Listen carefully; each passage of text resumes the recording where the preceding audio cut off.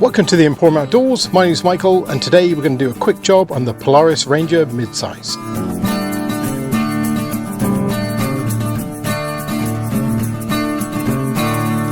So this is my Polaris Ranger midsize. This is the NorthStar edition, and I've just taken off the hood so I can get to all the bits and pieces that I need. The plan is to put in a remote control for the winch. So this will be my remote when we hook it all up. So I'm just going to show you how to do that the simplest, easiest way that I know. So this is your cheap Amazon remote winch, and I've just loomed it up with all the connectors that I need. But let me show you what I did. So the red and black is your power, the white and yellow is your switch, so in and out.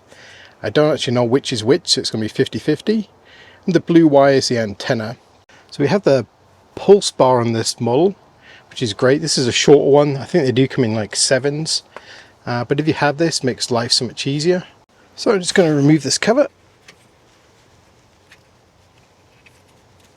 There we go. And I bought some of these aftermarket plugins. So basically you got 3 wires.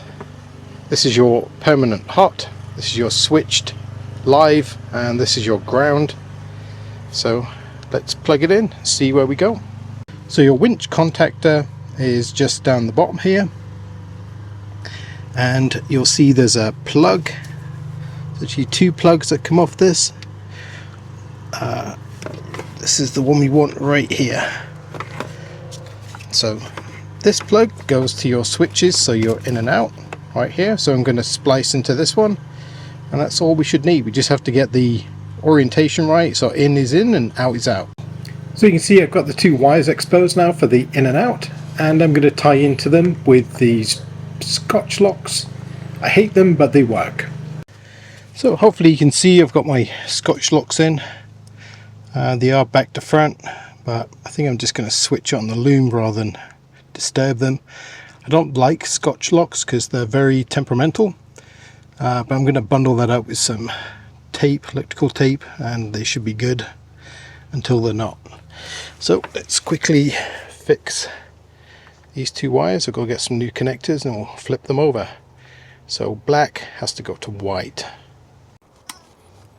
So you may have noticed I added a plug in between the Scotch locks and the control module. So this is just so it's easy to disconnect if I do have any problems with it. I can just unclip it from there. You could go to the Scotch locks directly and remove the extra connector, but I think this is a much better way to go.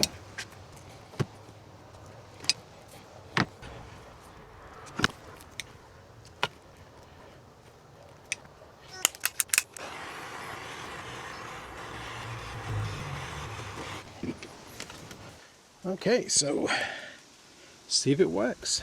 Out. So one thing I did notice is when you're using the actual switch inside, that the cable does automatically stop once that magnet hits the front. It cuts off the power to the winch. But the way I wired this in directly to the contactor, that feature is not available. If I was going to do this again, and I will do it in the future, is I'm probably just going to piggyback off the switch in and out instead of directly from the contactor. Just something to bear in mind.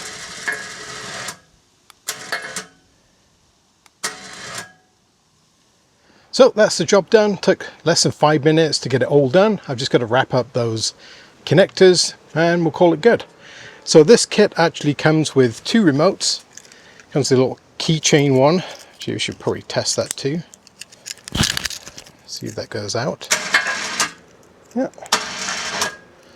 So that all works great. So that'll go with my keys. I'll keep the other one in the glove box. So we're all set. So if you're looking to do a simple upgrade to add a remote winch, which is really useful if you're out in the bush on your own, there you go. That's as easy as it is. Less than 5 minutes. I'll leave a link to the kit that I bought so you can take a look and see if it's the right one for you, but they're typically around $30 on Amazon. So see what you think.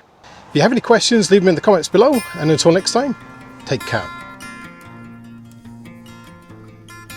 And as always, thank you very much for watching. If you like my videos, leave me a comment, maybe a thumbs up, and don't forget to subscribe.